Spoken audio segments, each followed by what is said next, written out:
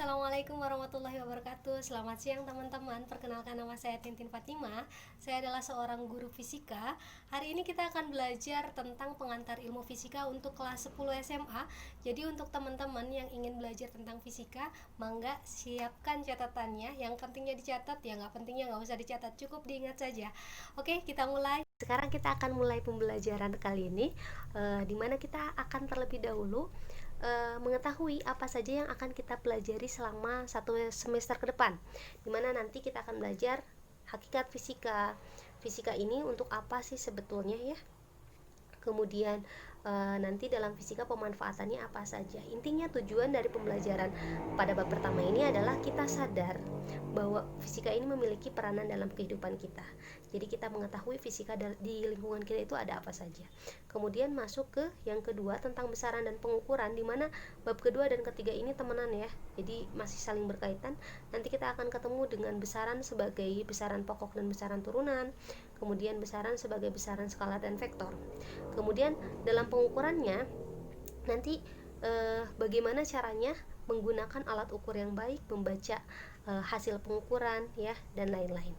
Kemudian nanti kita masuk ke bab 4, 5, dan 6. Ini tentang mekanika, di mana mekanika ini adalah ilmu dalam fisika yang mempelajari tentang gerak.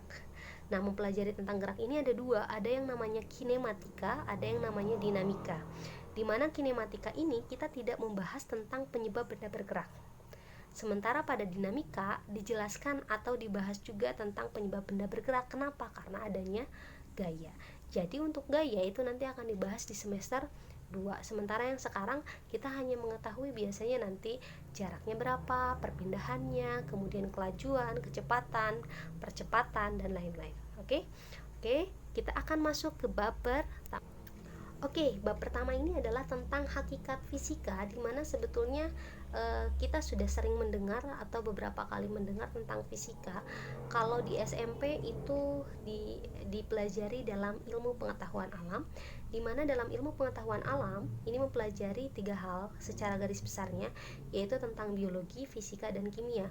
Ketiga ini tidak dapat dipisahkan, jadi mereka itu udah sahabatan dari lama, jadi nggak bisa diceraikan ya. Tapi yang akan saya bahas lebih beratnya itu adalah tentang fisikanya. Nah, di mana fisika ini sebetulnya dari bahasa Yunani ya. Kalau fisik ya, kalau bahasa Inggris ini Yunani, itu artinya adalah alam. Di mana dalam fisika ini mempelajari tentang fenomena-fenomena alam dan juga interaksinya. Jadi fenomena alam, kemudian apa saja yang ada di alam, kemudian bagaimana interaksinya gitu ya. Nah, dalam fisika ini perannya untuk apa, manfaatnya untuk apa. Nah, sekarang kita akan masuk tentang hubungan antara fisika dengan teman-temannya tadi. Kita masuk dulu dengan biologi nih. Biologi ini contohnya kalau kita belajar tentang biologi berarti belajar tentang makhluk hidup. Nah, berarti dalam biologi ada komponen biotik dan abiotik ya. Komponen biotik adalah komponen yang hidup, abiotik adalah komponen yang tidak hidup atau yang matinya ya. Dimana contohnya nih, dalam kasus fotosintesis, proses fotosintesis itu terjadi pada tumbuhan, itu biotik. Tetapi dalam proses fotosintesis tersebut dia juga membentukkan komponen abiotik, yaitu sinar matahari, di mana sinar matahari ini dalam fisika dipelajari tentang gelombang. Nah, gelombang ini nanti dia akan ada yang namanya energi juga ya. Jadi itu sebetulnya. Kemudian kita akan masuk ke temenannya sama kimia. Nah, di sini ada perubahan fisika dan ada perubahan kimia. Ada reversibel, irreversibel, di mana perubahan fisika ini adalah reversibel atau dapat dibolak-balik. Kenapa dapat dibolak-balik? Karena fisika ini hanya merubah wujud, tidak merubah zat. Contohnya dalam proses pembentukan es batu. Saya misalkan punya satu kantong air dalam plastik. Kemudian itu kan zatnya zat cair ya. Molekulnya molekul air. Kemudian saya masukkan ke dalam freezer. Beberapa lama dia akan menjadi zat padat, dalam hal ini es batu, tetapi molekulnya masih tetap air. Jadi tadi zatnya yang bentuknya wujudnya cair berubah menjadi padat. Sementara sebetulnya molekul penyusunnya masih tetap itu aja. Sekarang saya keluarin lagi deh esnya ya. Tadi kan padat ya wujudnya. Kalau lama-kelamaan nanti akan jadi apa? Jadi cair. Wujudnya jadi cair, tapi tetap molekulnya molekul itu juga. Atau contoh lainnya, saya mau bikin kursi. Kursi itu dari kayu, ya kan? Kayu saya potong-potong jadi kursi. Berarti ada perubahan bentuk atau wujud dari kayu menjadi kursi. Tetapi pada dasarnya kan kayu-kayu keneh gitulah ya. Jadi bahannya masih kayu-kayu juga. Jadi fisika ini hanya perubahan wujud tapi tidak ada perubahan zat. Sementara dalam kimia itu ada perubahan zat. Ya. Contohnya dalam larutan. Ya kan, dalam larutan yang tadinya H2O plus misalkan air kalau dikocek lah ya, itu kan nanti jadi larutan. Ya tetap. Atau contoh yang lebih gampang deh, coba ya contoh yang lebih gampang, misalkan NaOH. NaOH itu kan basa digabungkan dengan asam, itu nanti akan membentuk garam. Tadinya basa ya kan, terus asam yang kuat, misalkan asam kuat dengan basa kuat direaksikan nanti akan membentuk garam NaCl, ya kan, itu berbeda. Atau contoh lain lah yang dalam kehidupan sehari-hari itu, misalkan saya melalui proses pembakaran. Proses pembakaran itu ada dalam kimia di mana kita membutuhkan oksigen untuk pembakaran. Misalkan saya bakar kayunya saya bakar, kemudian menjadi arang. Apakah arangnya bisa saya balik lagi jadi kayu? Tidak ya. Jadi dalam proses pembakaran tersebut, yang tadinya molekul penyusunnya kayu enggak, jadi berubah jadi arang gitu ya. Itu. Jadi basicnya seperti itu. Tetapi kolaborasi dari ketiga hal ini sebetulnya bisa kita rasakan dalam kehidupan sehari-hari. Contoh nyata aja dalam misalkan proses pencernaan, di mana pada proses pencernaan ada proses kimiawi, ada proses fisikanya, fisik, dan ada proses biologinya. Dalam proses pencernaan, misalkan ketika makanan masuk ke dalam mulut, itu kan digigit ya. Yang tadinya misalkan nasi kita gigit, ya karbohidrat kita gigit, lama-kelamaan yang tadinya ukuran besar akan jadi ukuran kecil. Itu sebetulnya mekanika dalam fisika. Kemudian nanti ada zat petialin merubah lain-lain ya, itu dipelajari juga dalam fisika, dalam biologi maksud saya. Dalam biologi nanti masuk ke gerakan peristaltik di kerongkongan, di mana gerakan peristaltik ini akan membuat makanan semakin halus dan juga dia jatuhnya ke bawah kan. Kalau gerak peristaltik ke atas berarti makanan nggak akan sampai ke lambung. Nah di lambung nanti kan ada HCl, itu banyak senyawa-senyawa yang berkaitan dengan kimia ya. Nanti juga banyak banget intinya yang seperti itu. Nanti ada makanan natrium lah apalah yang diserap oleh tubuh dan lain-lain gitu ya. Jadi sebetulnya saling berkaitan. Atau contoh lainnya yang kelihatan, itu kan nggak kelihatan ya. Ketika bernafas, kita tarik nafas, coba tarik nafas, rongga dada membesar. Ketika rongga dada membesar, paru-paru juga membesar, tekanannya kecil ya, karena tekanan di paru-paru kecil, sementara tekanan di luar hidung ya, di udara itu besar, maka udara oksigen akan masuk ke paru-paru. Sedangkan sekarang hembuskan, ketika menghembuskan nafas, rongga dadanya mengecil, paru-paru kecil, tekanan jadi besar. Karena tekanan lebih besar, maka karbon dioksida akan keluar. Itu sebetulnya. Jadi ketiganya itu best friend forever lah ya itu. Kemudian seperti hal yang tadi kita bahas tentang fisika nih. Fisika adalah tentang fenomena alam. Fenomena alam yang terjadi di alam ya. Contohnya lah, di sini ada kejadian atau fenomena fisika, itu adalah angin. Angin terjadi akibat adanya apa?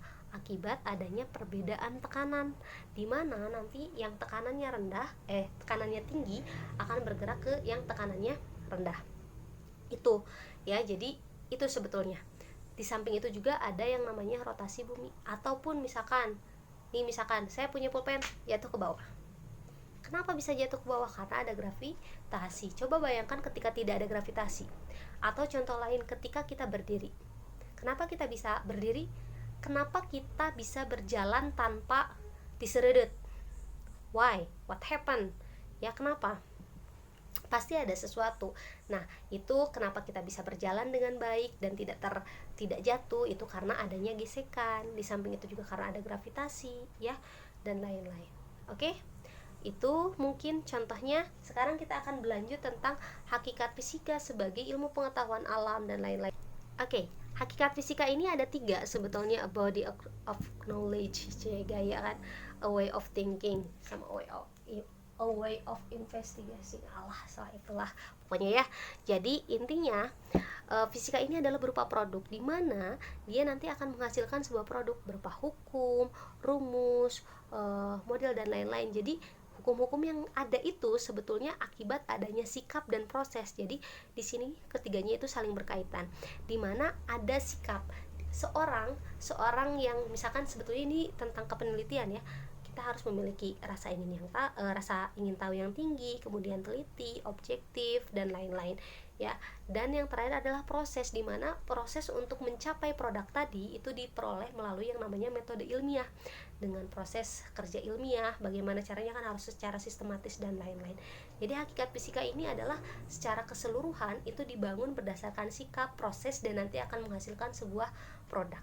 Nah, adapun manfaat fisika dalam kehidupan sehari-hari itu sangat banyak. Salah satunya kan tadi erat kaitannya dengan masalah kecil seperti halnya penglihatan, pernafasan, pencernaan. Manfaat lain fisika juga sebetulnya ada dalam teknologi. Ya, seperti halnya kita ketahui sekarang kita punya listrik. Nah, listrik ya. Listrik, kemudian kalau sekarang kan lagi happening tentang sumber daya alam atau energi baru terbarukan, misalkan ada mobil listrik ya kan, itu sebetulnya adalah aplikasi-aplikasi yang memanfaatkan konsep-konsep dalam fisika. Kemudian misalkan kita mau membuat kopi menggunakan menggunakan dispenser, di mana dispenser itu akan memanaskan air kan ya. Nah, di situ kan gimana caranya dispenser bisa manasin air padahal nggak ada kompor ya kan, padahal tidak ada kompor. Nah, itu adalah proses konversi energi, di mana energi akan dirubah energi listrik menjadi energi panas atau kalor di sini. Jadi sebetulnya aplikasi atau kemajuan teknologi ini dasarnya menggunakan konsep-konsep fisika. Atau mungkin sekarang kalian sudah sering lihat kunci-kunci di rumah ada yang menggunakan sidik jari ya kan, bahkan ada yang menggunakan pengenalan wajah. Jadi itu bagaimana caranya, itu tentang pengolahan citra, kemudian tentang logika-logika dalam komputer ya, dan itu sebetulnya dipelajari juga di dalam fisika. Jadi bagi teman-teman semua yang memang tertarik bidang astronomi, geologi, kemudian teknologi, mari kita belajar dari awal dasar-dasar fisika. Kenapa? Karena konsep-konsep fisika ini membangun atau dapat digunakan dengan hal-hal tersebut. Ataupun gini, dengan mitigasi bencana aja ya, tentang bencana. Nah, di mana nanti kita akan belajar tentang porositas tanah ya, porositas tanah, bagaimana tanah mampu menyerap air, kemudian berapa lebar sungai agar debit airnya kalau misalkan banyak itu segini nih. Nah, itu kan perkiraan seperti itu bisa menggunakan gabungan antar konsep-konsep fisika juga. Nah, oke. Hari ini saya kira cukup ya. Jadi tujuan saya adalah kalian harus sadar, kalian harus care bahwa sebetulnya di lingkungan kita itu banyak banget yang berkaitan dengan fisika. Adapun oleh-oleh yang akan saya kasih nih. Nah, oleh-oleh yang akan saya kasih untuk teman-teman semua adalah karena tadi kita sudah belajar, saya tahu nih fisika ini kayak begini. Saya meminta kalian untuk menganalisis, mengidentifikasi kejadian ataupun fenomena yang ada kaitannya dengan fisika. Kemudian dijelaskan, contohnya untuk yang nomor pertama ya, ini saya misalkan mengambil contoh adalah angin. Penjelasannya dalam ilmu fisika, angin mungkin diakibatkan adanya perbedaan tekanan, di mana nanti udara di tekanan tinggi akan bergerak ke udara yang ada di tekanan rendah. Selain itu juga karena adanya rotasi bumi. Kemudian contoh kejadian yang kedua adalah suhu di puncak selalu lebih dingin dibandingkan di dataran rendah atau misalkan di pantai dan di perkotaan. Kenapa demikian? Karena semakin tinggi, kan kita mungkin berpikir gini, semakin tinggi tempatnya berarti semakin dekat sama matahari. Kalau semakin dekat sama matahari harusnya lebih panas, padahal kan di pegunungan dingin. Nah, dijelaskan dalam fisika bahwa kalau semakin tinggi tempatnya, maka tekanannya itu justru semakin tinggi tempat ya, tekanannya akan semakin rendah. Kalau tekanan semakin rendah ya, berarti yang neken molekul udaranya juga kan semakin rendah, otomatis kerapatannya renggang ya, kerapatannya kecil, kerapatan molekul-molekul udaranya kecil, sehingga molekul udara atau partikel-partikel udaranya dapat bergerak dengan bebas karena kan punya jarak, tidak terlalu ditekan gitu ya. Karena tidak terlalu ditekan, akhirnya bisa bergerak dengan bebas. Jadi jarang terjadi tumpukan, jarang terjadi tabrakan antar molekul. Sementara untuk di dataran rendah, karena kan tadi kebalikannya, kalau dataran tinggi tadi tekanannya kecil, berarti di dataran rendah tekanannya besar, berarti ditekan. Otomatis kalau ditekan ya kan semakin pas sesek gitu ya. Kalau misalkan partikel-partikelnya otomatis geraknya tidak terlalu bebas. Karena geraknya tidak terlalu bebas, otomatis lebih sering bertumpukan. Kalau lebih sering bertumpukan, nah tumpukan itulah yang menjadikan panas. Oke, saya minta nanti kalau memang ada kesempatan, saya sudah sediakan LJK-nya di meja saya.